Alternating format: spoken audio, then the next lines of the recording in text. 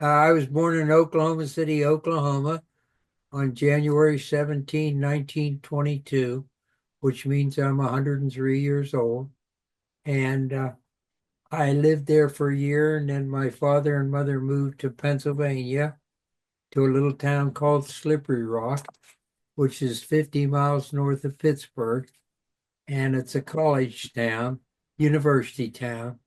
I grew up there and lived there until, don't worry about the phone. I grew up there. I went to elementary school, junior high school, and then I was going to go to Springfield, Mass to go to college, but my mother got sick, so I stayed in Slippery Rock and went there for 4 years. And it was the best thing because there, the second week of school of my freshman year, I met my future wife and we started dating and we went together for 4 years before I uh, went into the military in February of 43. And then I graduated from flight school in April of 44. Uh, and then we got married that week later. And then she and I went to Wendover Field, Utah for my transition training. And there I was introduced to the P-47 Thunderbolt, which I thoroughly loved. I was happy to see it because I thought I was going to have to fly P-40s, which I didn't like.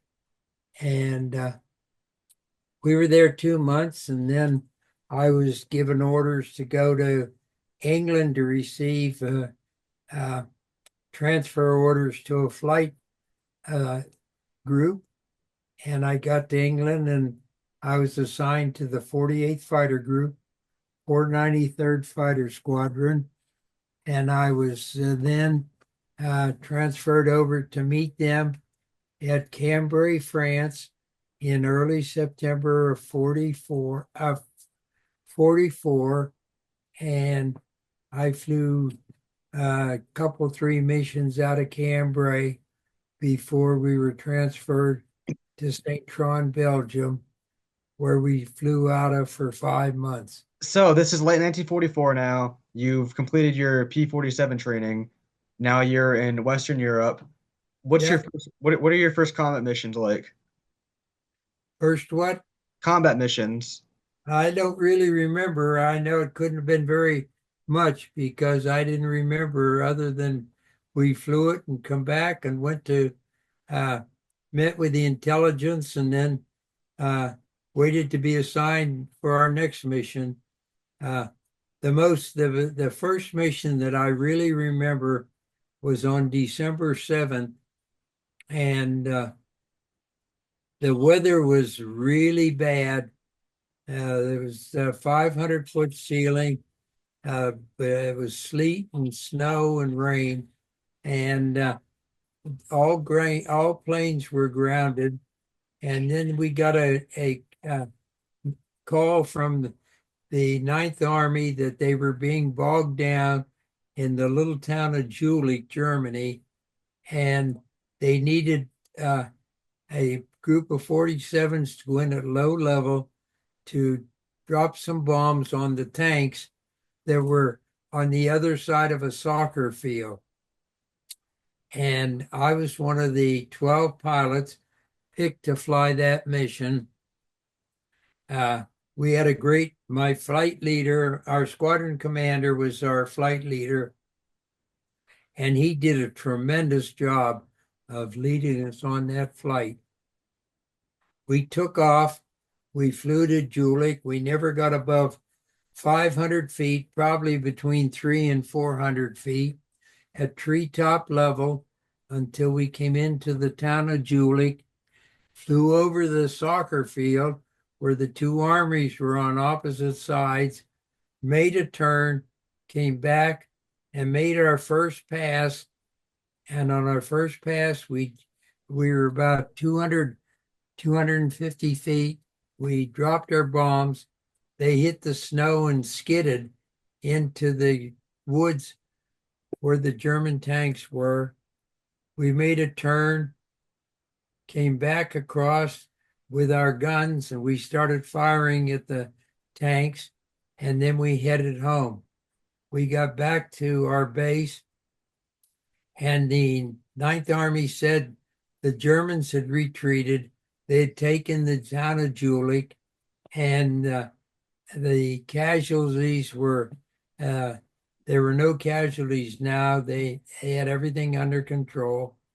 When I went to the field the next day, my crew chief showed me there were 35 small arm bullet holes in the plane, which I didn't know had hit the plane.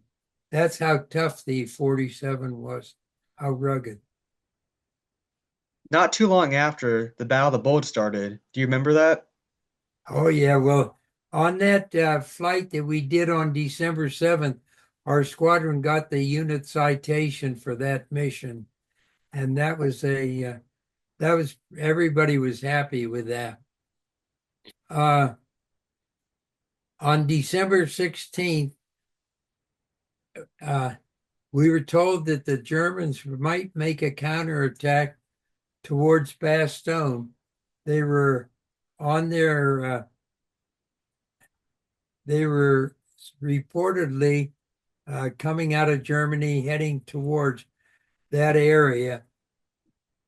I was assigned to fly, and we were told that we were either going to hit a bridge or another target if, excuse me, if it were verified. And on our initial flight away from the airfield, we were told there were a group of Tiger tanks in a field outside of Koblenz, which was on the German side of Bastogne. And so we headed towards the field, the forest. We spotted the Tiger tanks, and got ready to make our bomb run. I was the fourth plane down on the bomb run, dropped my bombs, started to pull out after dropping them, and saw an Me-109 firing at my squadron commander. And I called to him and told him there was a bandit. And he said, yes, he knew. And then at that time, the 109 made a turn, and I could see his 20 millimeter cannon blinking as he fired towards me. And the next thing I knew, there was a loud pop, and black oil came all over the windshield, and hot steaming black oil, and I couldn't see anything. I was climbing up. The engine started to miss. I threw back the canopy, leveled the plane out, called my squadron commander, told him I was hit, called my man that I was flying wing to that I was hit, who eventually got shot down and killed because I wasn't there with him to protect him, and headed towards 270, which was west. As I left the battlefield, where the combat planes were shooting at each other, I suddenly realized an Me-109 flew past me on the right side, and an Me-109 flew past me on the left side. They went out, one turned to the right, the other to the left, and then I knew what was going to happen. They were going to come behind me, and that was going to be the end. I was going to be shot at, and I probably either forced down or the plane would explode. And I waited for it, and all of a sudden, on each side of me were the two 109s. They had throttled back, and they were flying formation with me very close. I could see their faces, and they flew me along. We were going at about 130 mile an hour, and the plane stalled at 125. So I was close to stall speed. Oil was all over the windshield in the front of the plane, but my radio still worked. After a short period of time, each pilot made a circle with their first finger and their thumb and peeled off, and I went on. I went to my radio, and some uh, radio operator picked me up, asked me my airfield. I told him, and I told him it was A92. They gave me a heading. I went on that heading, and a short period of time later, I spotted the airfield. My plane was still chugging along, and then I saw the end of the runway. I headed to it, and about 100 yards from the end of the runway, the engine quit. Absolutely froze. So I was maybe 300 or 400 feet above the ground, and I just very merrily got to the end of the runway when my wheels touched down, and I landed, and I got out of the plane and kissed the ground. And I considered myself very lucky. One, because they didn't shoot me down. Two, because I was able to get to my airfield. And three, the plane had enough gas to get me where I could land on the runway. After that, what happened with you? The Battle of the Bulge is still raging on. The What happened Battle of with the you? Bulge was still raging on, and the weather got so bad no planes could fly, and we were told that Bastogne was surrounded, and we were the closest airfield to Bastogne. And if the Germans broke into Bastogne and took it, they were going to head north to Antwerp, and they were going right through St. Tron, Belgium, which means they were going to take our airfield, take our planes, and we were become prisoners of war. So we were ordered to burn all our pictures, all our letters, anything of personal that other than our dog tags. And we sat down, we settled in, and then on the nothing happened on the 25th, nothing happened on the 26th. Then the weather broke, and our squadron started flying again, but I wasn't scheduled to fly. And then on January 1st, I was on what you call runway alert. We had 4 planes at the end of the runway, motors running, and our squadron was going to go on a mission. And my roommate, Ted Smith, was scheduled to fly that mission. At about 7 o'clock that morning, I'm sitting in the first plane on the runway, the lead plane, and right over the treetops came 8 FW-190s heading right over the airfield. And in the middle of our field, where there was another runway that bisected the main runway, was a burnout B-17 and a burnout B-24. And those FW-190s went right for those 2 planes and started strafing them. They went over them. They pulled up. They did not drop their belly tanks. The anti-aircraft shot down a couple of them. They made a circle and come back.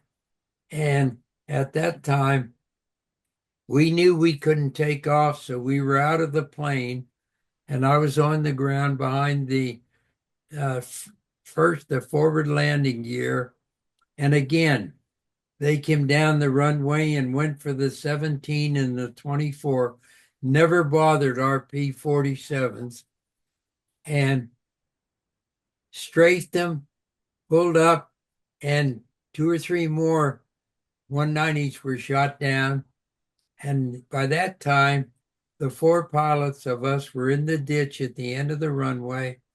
and we saw one FW-190 circling and coming down to the end of the runway, and he kept coming down and coming down, and he crashed about 20 feet into the runway. The plane exploded. He was thrown out. We went out to him, and he had a bullet hole in the middle of his forehead, and he was about 16 years old. And what had happened, the Luftwaffe had hit every airfield along the bomb line with hundreds of planes and took a tremendous loss. And that actually was the end of the Luftwaffe in the war. You never had to worry about German fighters, although they did have the 262 jet. It was so fast, it couldn't shoot at you and you couldn't get to it. So it was mostly used for bombs over London. So the Battle of the Bulge is still continuing at this point And the still. Battle of Bulge ended. It still continued. And we found out Patton came up, relieved the troops, and the Germans retreated. And then that was the start of the end of the war. So now the Americans are back on the offensive. Yeah. You're, tell me what that's like for you. You Well, got we again were uh, assigned the Ninth Army, and they started moving through Germany. So as they moved, we moved. If we had an airfield to land, we landed on it. If not, they put a metal strip down,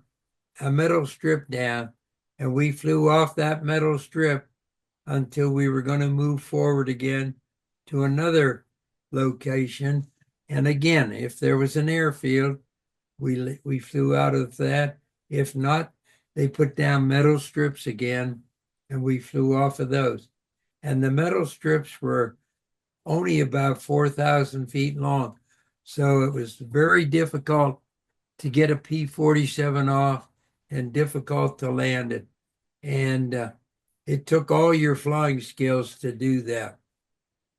Although the more we did it, the more proficient we became. so now at this point Germany is well they're on the defensive and a lot of them are surrendering, but some of them are still putting up a fight to the last man, woman, man, and Yeah, child. What do you remember about that? German forces fighting to the last breath. we were down in Nuremberg, Germany, and it was in May, and a directive came down from the uh, Ninth Army that all fighter pilots that had 65 missions could go with the 48th Fighter Group to Japan or could go home. And I had 64 missions. And so my squadron commander on May 7th or 8th called me in. He said, I have a mission that needs to be flown. It's a single plane mission. We've been told that the Germans did not surrender all their uh, ME-109s, that there are some in a hangar about an hour in an airfield from here. I want you to fly up and check the hangar and see if our intelligence is correct. So I took up and I went up and the hangar's empty. And then I realized what he was doing. He was giving me a chance to get my 65th mission. And when I came back, he told me it was my 65th and I could go home if I wanted to. And I had a little baby girl that I hadn't seen, so you knew I was going home. What was it like getting shot by flak guns? Flak was the worst thing that we could meet. Uh, to fly through flak, it was popping all around you, and when it hit your plane, it tore big holes in it, and you just hope and prayed it didn't hit or explode right next to the cockpit. But almost every mission we flew, we had either small arms fire or flak holes in our plane. What else do you remember from the Battle of the Bulge? I don't remember that much. Uh, I learned more about it as the years went on, and I had no idea what I knew what Bastogne looked like from the air, but I had no idea what it looked like from the ground. And in the last 5 years, I've been over there 5 times, so I've got to know the city pretty well. But and there's still a lot of foxholes on the outskirts of Bastogne. I've been into a lot of the woods where the troops were bedded down, where the foxholes still are, and have seen a lot of grave sites there. And it's a very historic city right now. What were the last 2 months of the war like? Uh, they were pretty much not very difficult runs. There was no Luftwaffe, and the Germans were on a uh, retreat, so there wasn't a lot of. We didn't have to worry about anti-aircraft. The last 5 missions were milk runs, really. What's another combat mission that you remember that sticks out? I don't remember any other combat mission. I remember bombing.